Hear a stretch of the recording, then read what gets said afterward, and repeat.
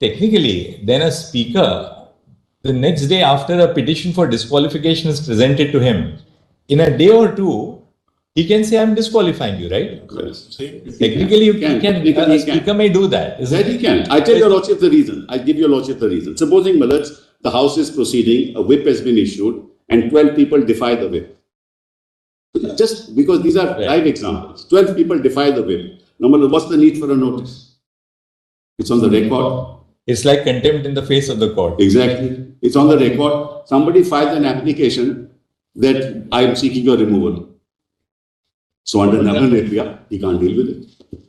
It has one very important bearing. You only made that you know, why do you attach the disability on the speaker the moment a notice under 179C can be given? The reason is that there is no real power or restraint on the speaker in proceeding with the greatest of alacrity on the disqualification. But on the other hand, Manoj, when there is a disqualification... That seems to be the logic. That's right. But on the other hand, when there is a disqualification, it has to proceed with alacrity. Otherwise, the government will be toppled. There are two issues here. What has happened today is, Manoj, somebody goes to Gujarat, goes to Assam, passes resolutions, removes people, and that is not considered to be disqualified. My learned brother just mentioned, if with his permission I'll share. It's not always that the speaker will act with alacrity to disqualify. In a given case, he will be sufficiently emboldened, or he may decide not to take a decision also. That's right, Manoj. We have seen that in Goa. We have seen that in many other places. It works. It depends on who is in power. Exactly. So, Manoj, therefore... You want to take an early decision? The court to lay down is very difficult because... Very difficult then. Very difficult. In fact, 10 schedule, each case is a history in itself. So therefore, to formulate a principle with respect to at what time the speaker is to act and lay down as a principle is difficult. But then legislatures and parliament has made rules with respect to when he should act. No, but discretion is a problem. In fact, one case he will act. At the moment, they are only concerned with one issue. Whether at the time of issuance of notice, the disqualification to preside occurs. That's the only issue we are concerned with. We're not concerned with any other issue. Probably only answer to it is whenever at whatever point of time the case is finally decided by the speaker, it will relate back. Yes. If it relates back, all this is irrelevant. No. If it relates back, all this is because even now, it won't relate. Taking this very case, Mr. Malaj, in the meantime, if he decides today if your argument is to be accepted, it always relates. Malaj, but in the meantime, a legally elected government has been toppled by virtue of the fact that the disqualification has not been decided. So, Malaj, the fruits of the poisonous tree are being enjoyed by somebody else. I'm replying to your submission only. That it should relate back to that. I'm saying the answer. No, that's all right, but it may relate back after 2 years, relate back after 3 years. Relate back because I agree in the context that your Lordship would then allow a disqualified MLA or MP to be able to do something. If it relates back, that is that person who is given the notice is himself disqualified. He can't, that is the context in which his argument. That your Lordship cannot then allow him to have the status of a person who is given notice. Well, let's take in this case Eknath Shinde, who is the Chief Minister. He is the first person, he is one of the 16. How will he going to relate back? In the meantime, a government has been toppled. So, Maharaj, these are very vexed questions that your Lordships will have to look at Raman Bebia and see how to answer. Mr. Sibal, there is another aspect also of Nabam which has been worrying us. We've been in discussion, which is that ultimately in any constitutional adjudication, Nabam lays down a principle. Now, we have seen how vexed it can be in the sense that, it really depends on the emerging political situation from case to case, stage to stage. That's true. Now, Nabam has laid down a principle which is holding the field until today. Right. Before we decide to enter upon this to review the correctness of Nabam, we must also be clear that it, strictly speaking, arises in a case. Now, one thing which you have to really perhaps assist us on is this. Nabam, the correctness of Nabam would arise if the speaker stood injuncted either by the High Court or by this court from exercising his powers under the 10th schedule, from the speaker was injuncted from exercising his powers under the 10th schedule until the vote for his removal was taken up. Right. Or he himself says that, look, in view of Nabam, I'm not going to exercise my jurisdiction. Right. Then somebody else may say that, well, you have to exercise our jurisdiction. Now, in our case, what happens is that when the speaker perhaps in that sense created a problem for himself, maybe out of the political exigency. We are not at all saying that in a pejorative sense. That's real politics.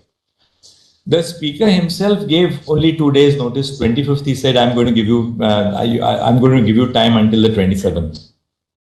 Our court, in the light of that, said that time to furnish your reply is extended until the 12th of July.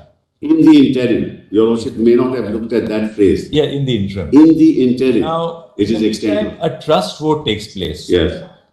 The then government decides not to face the assembly, it resigns. Right.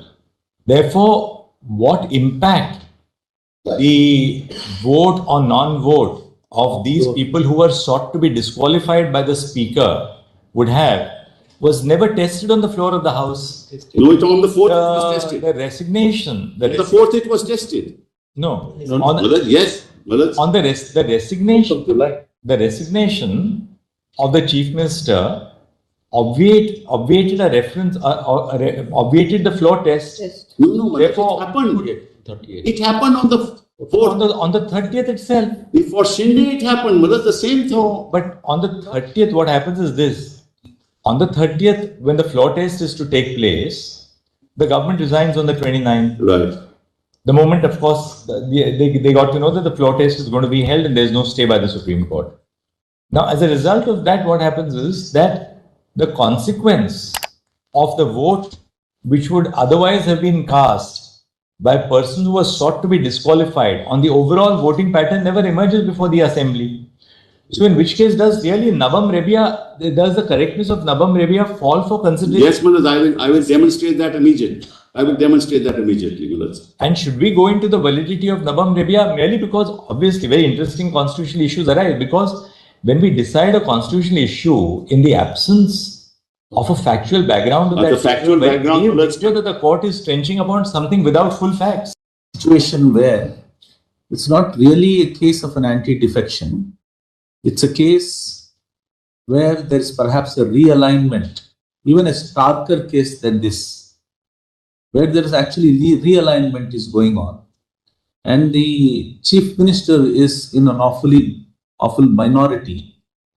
Then, knowing the writing on the wall, the Speaker would want to declare all the others who are on the other side as violative of. He can't unless there is a petition before him. That's another. Yeah. Petition part of it is what you are saying. This application, this notice is actually not equivalent to a petition. We are on the interpretation. We are on the question of should the Speaker restrain or postpone it till some point of time. We are only on that question. In a situation like this, in order to preempt a situation, Speaker takes up the matter and immediately disqualifies them. Let me answer that. Very important question. Let me answer that. Mullahs, let's now bifurcate these two. One, you can't have a notice before a petition for disqualification. That's one part. You can only have a notice after the petition for disqualification. Okay, that point is taken. Well, correct? Go to after the notice. The next now, supposing there's a notice after the petition of disqualification. In that event, everything would have happened already. Suppose there is the facts would have happened already, because the notice will have to be based on allegations. Take a situation where a notice is there. Take a situation. Assuming for a minute that this 20, instead of 21st, it's a 20th notice. Then what will happen? Not 20th, 24th. No, there is a notice on 10th schedule. Yes. Already given by one of the minority members. Then what will happen? I tell you, Lordship, what then the Speaker proceeds further to disqualify all of them. Why not? Because that's the law. That's why I said under the 10th schedule, there is no majority issue. There is only a merger issue. So therefore, there is no defense under the 10th schedule. In about 2 days' time, he proceeds to consider the 10th schedule and immediately he passes. But Malaj, if out of 55 or 58, 40 are on the other side, it's covered by the 10th schedule. Because there's no defense. Malaj, as your Lordship knows, under the 10th schedule, you are given only defenses. If there's a petition for disqualification, there is only a defense available. It was available, Malaj, under paragraph 3, 1/3 of the members of the legislative party, Malaj, decide to join the other. That was a defense available. We are 1/3. Right? Now, that also has gone. So there is no defense of saying, I am in majority. Your Lordship is now taking a hard fact situation that the Chief Minister has lost confidence. Actually, he's only 50 people are, out of 50, 40 are on the other side. I'll assume that against myself. Right? Now, they are still subject to disqualification. So what? That's why, as I said, these majorities can't be decided in the legislature. What they'll have to do is go to the party, take over the party, throw him out, and come to the house. There before disqualification. That time is not there. By the time they go to the party, to the election commission. That is why that is precisely my argument. Therefore, Mr. Sibal, your argument, I mean, stretched to its logical conclusion would mean this, that even if a chief minister of a party completely loses the confidence of his own party in the house, yes, whether he has a confidence or not cannot be tested on the floor of the house. It cannot be. Which means that, according to you, therefore, a chief minister and a willing ally in a speaker, the speaker will have to be with him. At least 2 people will have to be. People have to be. You can support, because we are not dealing with a defection. No, I understand. Where you lose your own party, but then you continue because you have lost your own party. I tell your Lordships, then what will happen? It's very simple, Malaj. Then what will happen? Then what will happen is that under the scheduled, Malaj, the speaker will be removed. Without anything, without any other thing. The speaker a motion will be passed or whatever. The speaker may be removed and another speaker may be installed. But that's another issue. That situation has not arisen. At the moment, we are on what? From what date does the disqualification of the speaker commence? Important question, I'm talking. That's all. Now let me now read something about the Constitution itself. Yes. For a minute. No, I think you've now made your submissions on the reference or the lack of reference. Yeah. I'm sorry. The same thing, whether the reference needs. Right, now just one other. Yes. Just one other thing.